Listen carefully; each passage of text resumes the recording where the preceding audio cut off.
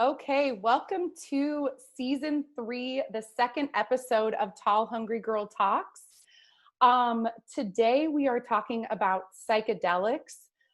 This has been a topic that I've been interested in talking about for a long time, and psychedelics as it relates to mental health. I have an amazing guest today. His name is Dick Simon. He's an entrepreneur, social enterprise philanthropist, and catalyst for change. After September 11th, Simon left the for-profit real estate development world to co-found and chair the Peace Action Network of YPO, a network of over 29,000 CEOs in more than 135 countries. Currently, Simon has been involved with organizations pursuing FDA and European Medical Association clinical trials of psychedelic medicines as treatments for mental health issues. He is working to shift public perspective and reduce stigmatization related to the use of these medications, and is also working with researchers studying psychedelic treatments for a wide range of indications, as well as their possible use in conflict resolution. Quite the accomplishments. Thank you so much for joining me and via Zoom. The changing realities, bring us together via video. It was just going to be a phone call before, so maybe this is an upgraded version of connection. So welcome to Tall Hungry Girl Talks. I appreciate having you on today. Thank you very much. It's great to be here. Yes. Okay. So to set the stage regarding mental health globally, and I've stated these stats on my show before, but to reiterate, more than 264 million people of all ages suffer from depression, that's a lot of people. Depression is also a leading cause of disability worldwide and is a major contributor to the overall global burden of disease. So it's obviously very clear that people are suffering around the world, and with COVID-19, these stats, are likely to increase. How do you feel about this? Do you think psychedelics can help with this global issue that we're facing? Sure. I mean, I think that the brief answer is yes, and I'll elaborate in a moment, but I think that the problem is huge. You were talking about depression, which is one really important and huge problem, but that's one of many mental health issues that people face. Yeah.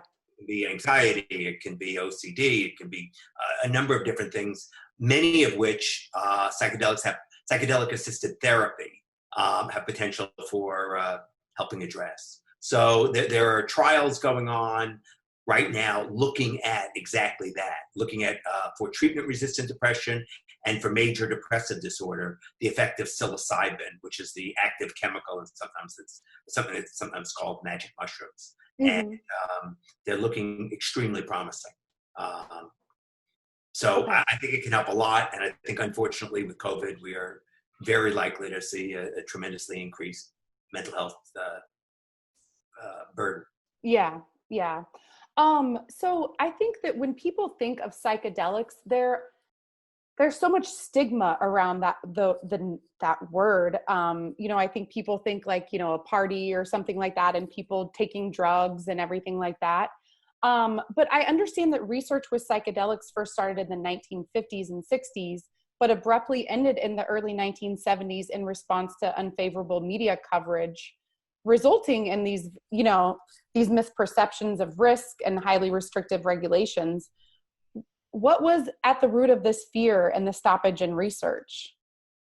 So in a very short period of time, psychedelics went from incredibly well studied, used in all different types of therapeutic contexts, for relationship issues, for other psychiatric issues, and leading therapists around the world were using these. It was not related to their medical use that created the issue.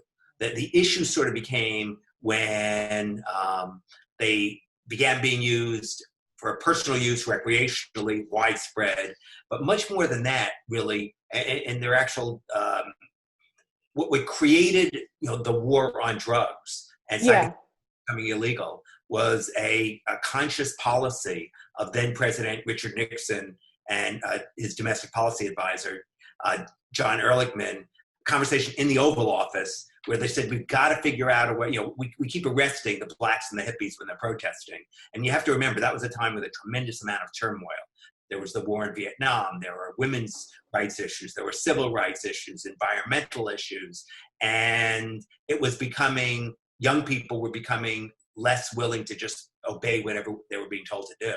So with all the protests, a lot of people were being arrested, but they would get out the next day. And the actual conversation in the Oval Office was, we've got to figure out a way of locking up the blacks and the hippies. We keep arresting them and they get lawyers and they get out the next day. If we make their drugs illegal, you get that on TV a lot, we can put them away for a long time and that'll stop them. Wow. And unfortunately, it was a very effective public policy, or it was a very effective policy against the public. But like half our prison population now is somehow or another related to drug-related offenses. Yeah. So I know that you're doing a lot of policy, a lot of work to advance policy and get these things changed. Can you talk more about that? Sure. So psychedelics are what are called a Schedule I drug. And a Schedule I drug means that it has definite human harm and no potential medical benefit. And it's really pretty amazing that they're scheduled this way, even though there's a ton of research historically that has indicated all of the potential benefits and the realized benefits. And also in terms of harm, relatively speaking, they are far less dangerous than alcohol, than tobacco, than a host of other substances. Used responsibly, nothing is perfect, but they're pretty relatively safe, certainly in the right setting. Mm-hmm. So some of the work that, my belief is that the best way of addressing this is through science and approvals. I mean, actual information. So we're involved, there are trials going on with the FDA for approval in a medical context. This will be a context where you'll be with a therapist or a pair of therapists, and you'll be taking, for treatment-resistant depression or major depressive disorder, it would be psilocybin. For post-traumatic stress disorder, which is a huge problem in a range of populations, the substance there is MDMA. The street name is ecstasy or Molly, but the chemical substance is MDMA. PTSD is like a great example where we have over 1 million veterans that are diagnosed with post-traumatic stress disorder. 1 million veterans. Every day, 22 veterans on average takes their life. It is more dangerous. We lose each year to veteran suicides in the United States more people than we've lost in aggregate in the wars in Afghanistan and Iraq. And we're doing the best we can. The VA is doing what it can, but these therapies hold huge promise. In trials so far with MDMA as an example, a year later, 68% of the people were no longer exhibiting PTSD symptoms that registered on a scale to indicate PTSD. So that's completely unprecedented. Similarly with psilocybin, where there's been some end-of-life studies where people who got really bad diagnoses and had a very limited period to live would go into existential depression. One treatment of psilocybin completely, for most of the people, shifted their entire perspective on life and what was coming for them. So you don't get these kind of results or cures. But the way I'm approaching or working toward approaching policy is, once these are recognized and used and helping millions of people as medicines, all of a sudden making them illegal, dangerous substances just doesn't hold up anymore. Mm-hmm. And so is part of the work that you're doing is socializing this? Because it seems like it's like it almost needs to be socialized for the public to understand that these are drugs that can really help people. Right. And then, naturally, like, public pressure is put on lawmakers to change policy. Is that some of the work that you're doing? Right. So a certain degree of public policy is really there to protect people. Mm-hmm. I mean, trials in the FDA are to make sure that we're not having substances out there that are dangerous or don't work. So, I mean, I think a certain amount of public policy can be very helpful. But the work that, the intention is getting to a place where the information about these substances and the potential effect in a therapeutic context make the case by itself. Mm-hmm. So that's really sort of how I'm thinking about it. Yeah. And what is you mentioned Mass General. What is the work that you're doing with them? So Massachusetts General Hospital is Harvard Medical School's primary teaching hospital, and it's generally rated sort of the best hospital on the East Coast of the United States. And the psychiatry department there has been rated over the last most of the last 20 years as the best psychiatry department in the country. That department and the head of the department, Jerry Rosenbaum, is creating a center for psychedelic research. So you have the center in conjunction with Harvard that is looking into why these medicines work and how to best use them and in what cases for what people. So in that context, I'm chairing their advisory council, helping launch this, what looks like it will be sort of one of the major psychedelic research centers in the world. Wow. To really understand more about the brain and consciousness and specifically addressing mental health issues. Yeah, no, that's exciting. So I like going back to talking about like what the word psychedelics means and or the word psychedelic means and the types of drugs it encompasses, because I think that people still have a misunderstanding about that. So how would you describe it for someone like, I mean, really even myself until recently, didn't know a lot about this. I really thought it was like that psychedelics were recreational, that people took at parties, you know? And so can you talk more about that? Sure. So psychedelic literally means mind manifesting. So things that open your mind. Sometimes they're called hallucinogens, which is not actually accurate. Most of them do not create a visual hallucination where you're seeing something that isn't there. They may create some visual effects, but so it's really mind manifesting.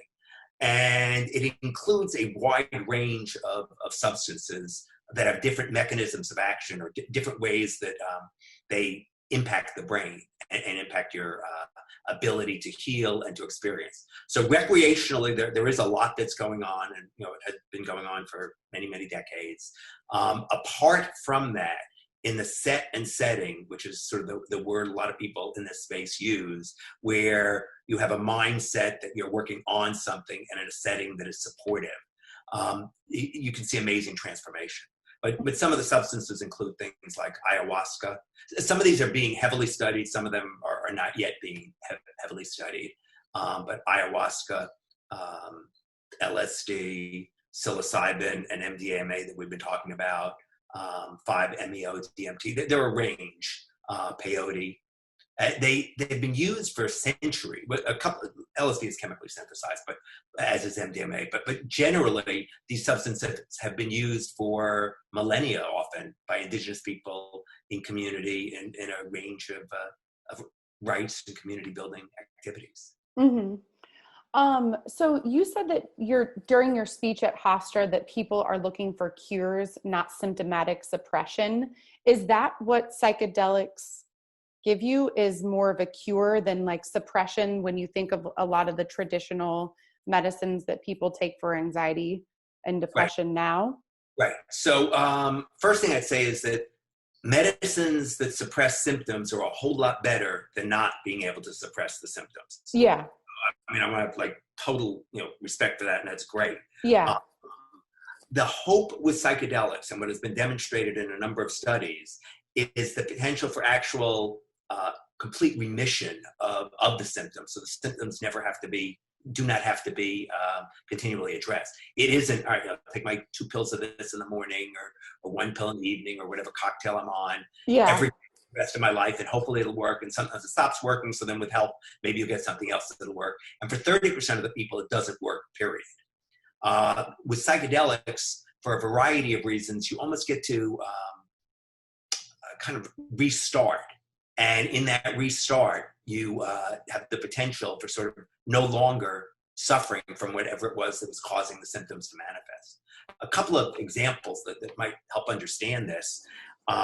One is MDMA for PTSD. So MDMA creates this very open, loving, accepting sense. Essentially, you're flooding your body with your own serotonin. Mm-hmm. In that state, you're able to deal with things that otherwise are too frightening to you to deal with. So one of the huge problems in trauma is something horrible happened. Basically you went into fight, flight, or freeze mode. Your amygdala takes over to save your life, or at least for what it imagines is saving your life. So whatever was happening isn't actually processed into a memory. And whenever you're experiencing it again, you're not remembering it, you're reliving it, which is why people who've been traumatized have so much problem dealing with their PTSD. Yeah. Under the influence of MDMA, which can open you can relive that experience without being fully triggered and actually have it processed into a terrible, painful memory, but a memory, not something that you're continually reliving. So if you're triggered, or maybe you won't be triggered, so what happens with, like, what is the circumstances of like something happening again, like a loud noise or something? Do people just not react? Right. You can begin to recognize that as, oh, that's a loud noise. That doesn't get on, that blew my friend's, whatever is going to happen. Or just because that man across the street is wearing a red sweater, like the person was in whatever horrible, experience I had, does not mean that person is here to assault me. So that kind of leads me into the next question, which is the default mode network in your brain. So is that what you were just talking about? That's the default mode? The default mode network actually is really interesting. The default mode network is kind of what keeps you efficient. It's that part in your brain, like as we're speaking here, your brain sort of knows, all right now what I'm trying to do is understand those sounds to figure out what that person is saying, and it knows what it's trying to do. It makes you capable of dealing with otherwise what would be overwhelming sensory and intellectual input. So it's a great thing to have. The challenge is that it can take over completely and get out of a loop. So where these substances can be really helpful is getting you out of that loop. Think about it almost as, I've heard this example before, where if you've always been going down a mountain, and you've been doing that same route forever, it's like a many foot deep, great trail, but that's all you know because you can't do anything else. So now imagine what the psychedelic is doing is laying several feet of dry powder on top of that, and it gives you the option of having other experiences or finding other routes down. National is doing a study now on rumination. Rumination is where you're sort of caught in a loop. And it's underlying depression, it's underlying OCD and anxiety. The different kinds of loops, but it's essentially default mode network gone wild. And the hope is that under the effect of psilocybin, patients who are dealing with treatment-resistant depression may be able to exit that loop. Yeah. I think that, because I think so much of the darkness with anxiety and depression is that, like, that treadmill, like not being able to get off of it, and the frustration that is associated with that. So that, the fact that there's something that, because I think, the suppression medicines are obviously, like you said, very, very helpful because they decrease the feeling of anxiety. At least that's been my experience. But just being able to just hop off the treadmill altogether and not be constantly running, I think would be a game changer in so many ways. Sure. And the difference in terms of medication is this might be, 1 or 2 or 3 times that you're doing this in a medical office, under supervision with a therapist with you, or generally now it's a 2-therapist team. But it's not a daily pill. So you don't have the ongoing side effects. So you end up with higher rates of people not suffering without just increasing medicine and all the ongoing potential side effects and issues that brings about. We talked earlier about, some of the trials that are being done regarding psychedelics. I understand trials are happening for more than just depression, but eating disorders, addiction, OCD. Can you talk more about this? How does it treat these disorders? So to just be clear, the trials that are going on right now with the FDA and in Europe with the European Medicines Agency are specifically around depression and PTSD. There's a tremendous amount of additional trial being done at universities around the world, at medical centers and universities around the world, looking at some of the indications that you were talking about. And it's, you know, it's a wide range. Essentially, it's like there's a concept of neuroplasticity. We used to believe that whatever brain cells you had don't change once you're a few years old, period. You know, as you get older, you lose some, but, you know, we've now learned that that's just not true. Your brain is continually changing. So you have neurogenesis, which are new neurons being generated, and neuroplasticity, which is changing connections.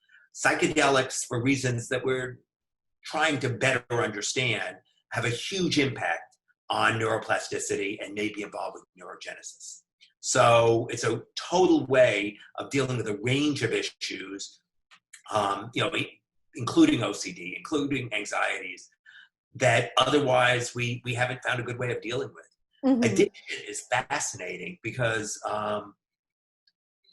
it turns out that one of the founder of Alcoholics Anonymous attributes LSD for him actually getting off of alcohol. Wow. Obviously, AA is an incredible organization. Yeah. So many people, but he was actually looking in the 60s at adding it to the protocol, you know, into the 12 steps, and his board was just like, no, you can't be substituting one substance for another, even though one is a recurring, ongoing problem, and the other is you know, time treatment. But people are being helped tremendously, getting off of opioids with a plant from Gabon in Africa called ibogaine, or the iboga plant, which produces ibogaine, that has been more effective than anything else in terms of getting people off of opioid substances. Wow. So there's a lot of, and if you think about it, addiction, you know, eating can be either way an addiction. Either, you know, we eat too much, we eat too little, we, you know, whatever. And, you know, it's just another way of sort of dealing with entrenched patterns that can be rewired. Yeah. And that anxiety, because it's, you know, I feel like addiction, OCD is almost, and anxiety are intertwined because you're still on that loop of, you know, probably obsessing about whatever it is that you're trying not to have, alcohol, you know, whatever drug. Yeah. It's interesting in COVID.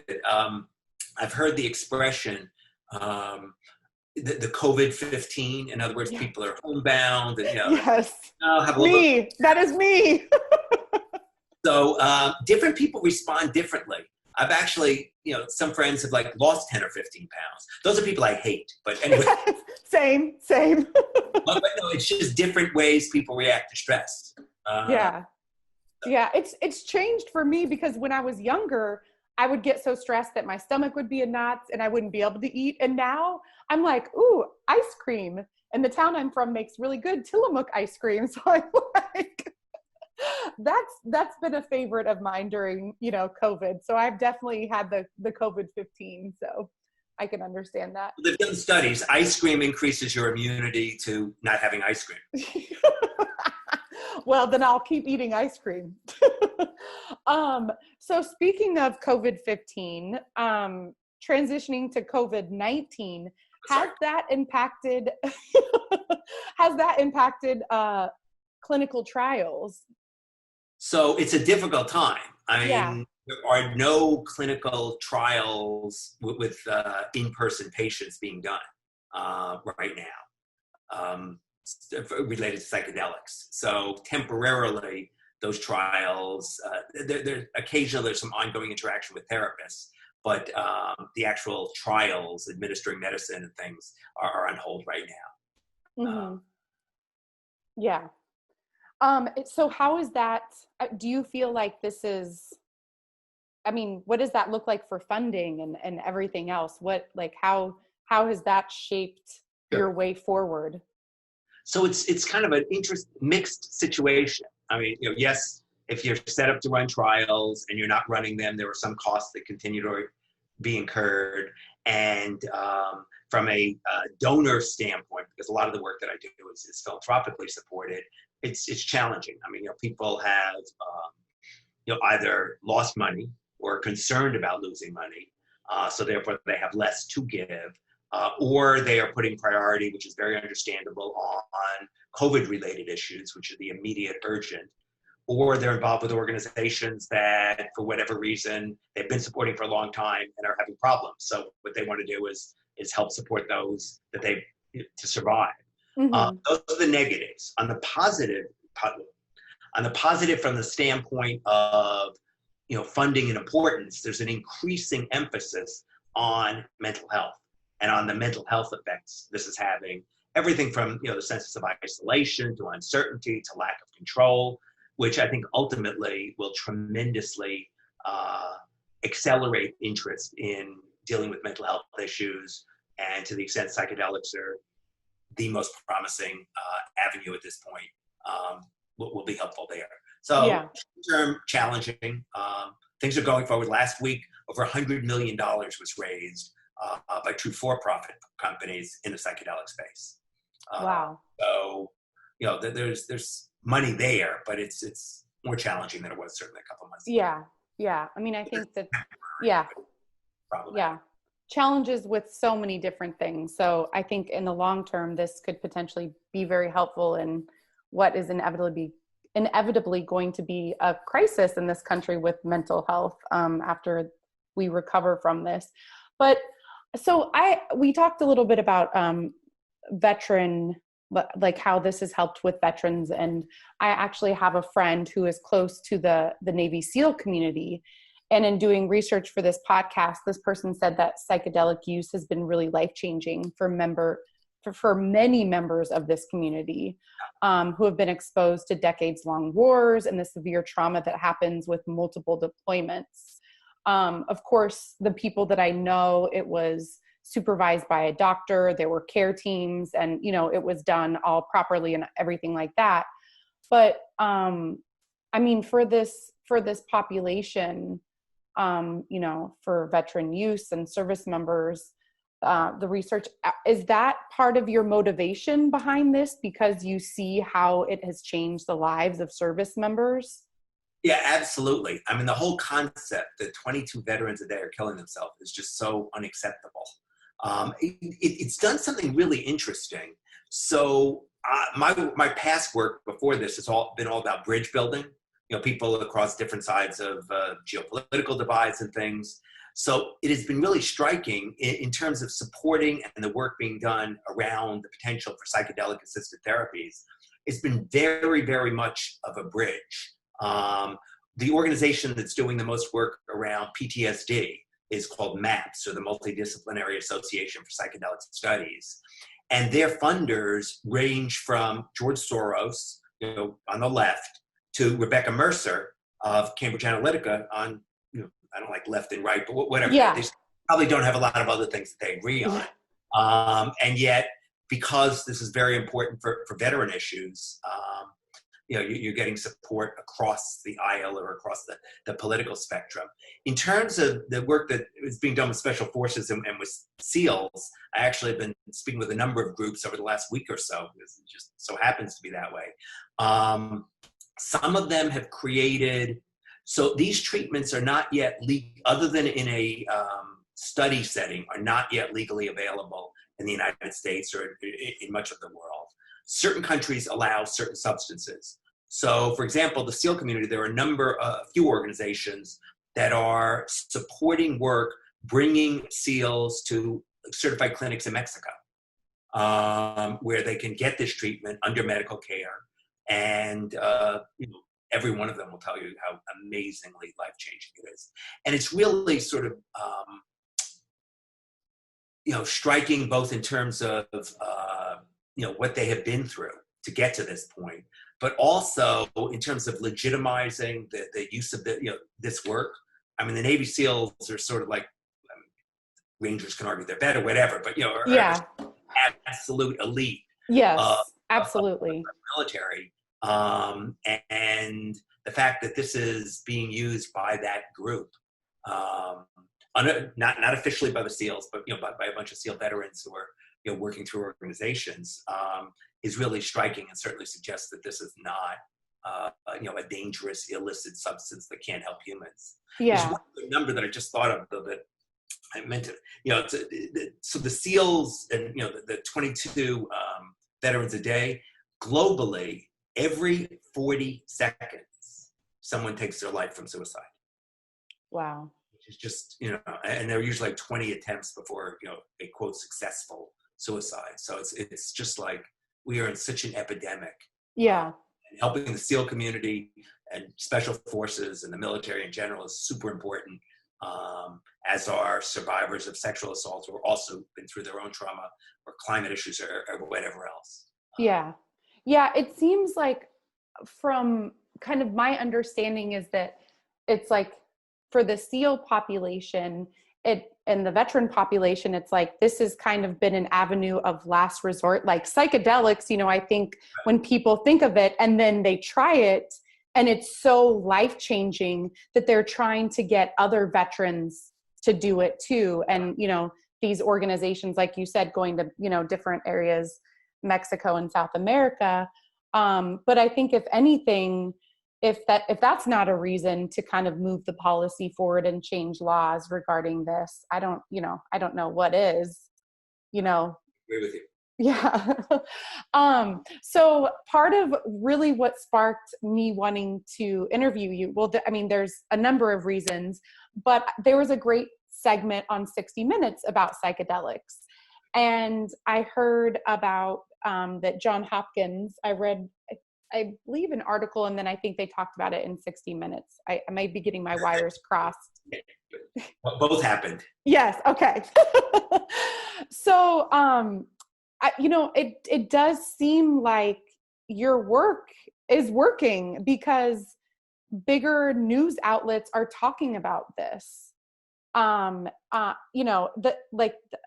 Johns Hopkins, they created the Johns Hopkins Center for Psychedelic and Consciousness Research. Their scientists have shown that psychedelics have real potential as medicine, and the new center will explore that potential.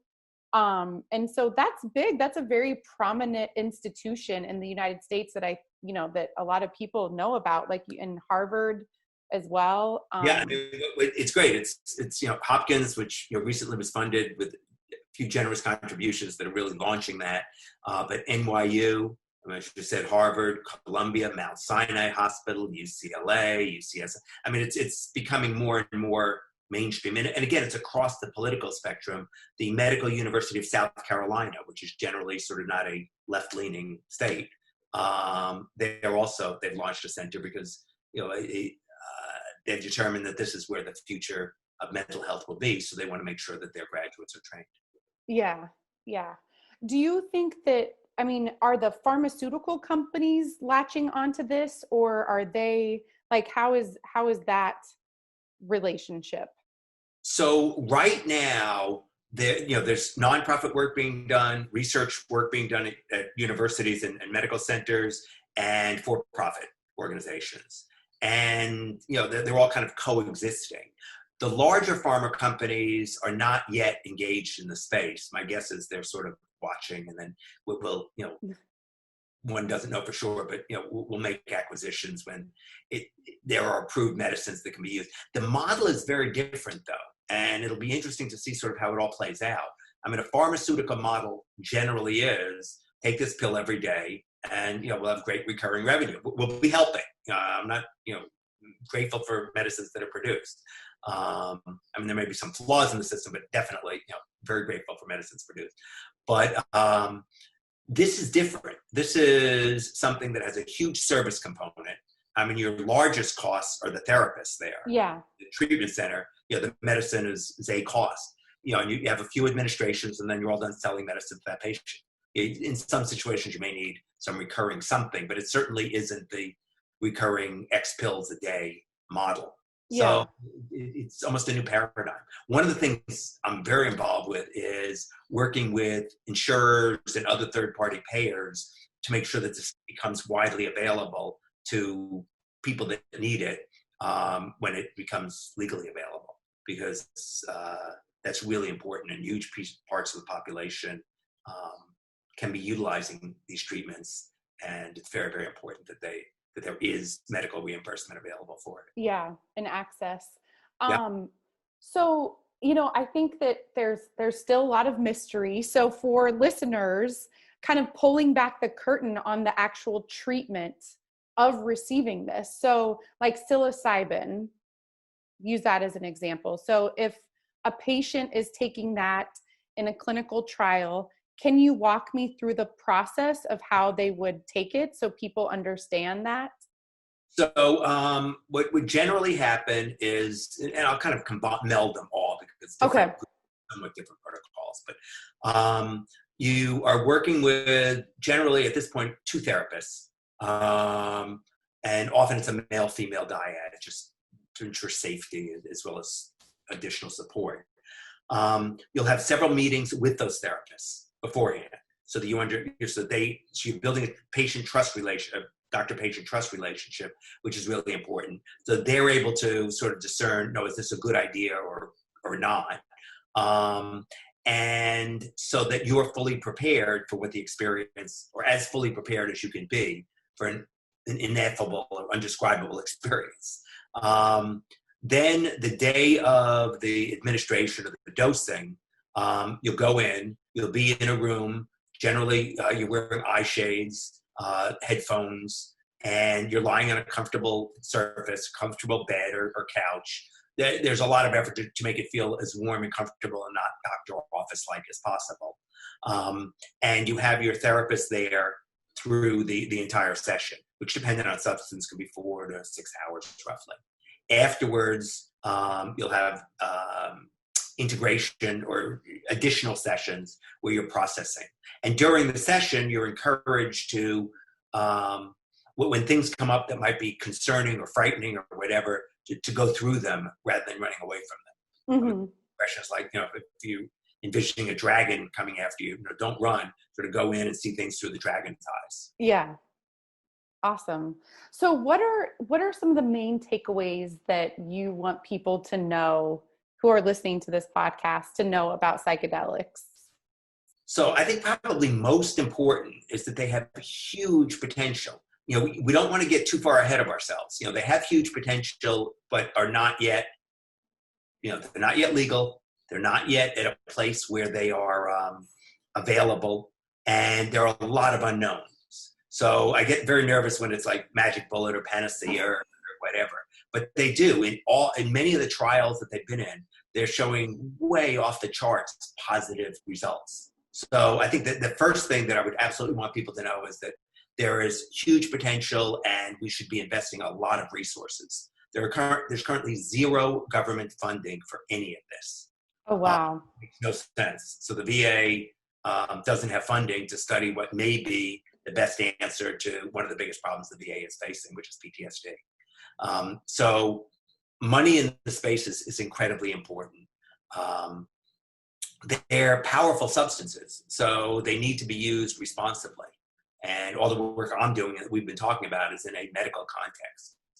We're not, so within that context, there is this potential and the importance of doing studies, and not to get too far ahead of ourselves, I think would be another important message there, that potential is great, but let's actually figure out what's going on, because what we don't want to have happen is another 1960s, where you end up then with decades of prohibition. Yeah. And it's prohibition sort of worked the same way with psychedelics as it did with alcohol back when it was illegal. It doesn't work. And so the question really becomes sort of, how do you create a society in which these can be successfully integrated into use? Mm-hmm. Mm-hmm. Awesome. Well, thank you so much. This is just such an interesting topic to me because I think that it offers a lot of hope for a lot of people who suffer from, different conditions. And like I mentioned, especially the veteran population. My dad's a veteran. I worked for the military health system for a number of years, and, just seeing our service members come home from war, and the after effects of that. So that is, definitely one of the reasons why I think that this is just a really promising group of drugs. So thank you so much for doing this interview. Thank you so much. Yes. You can find Dick Simon at dicksimon.com. He has a great website, a great speech that he gave at Hofstra, university, all about psychedelic research and its history and all of that informed me for this interview today. Thank you for joining another episode of Tall Hungry Girl Talks. Subscribe on Apple Podcasts, Spotify, and visit my website at tallhungrygirl.com. Thank you.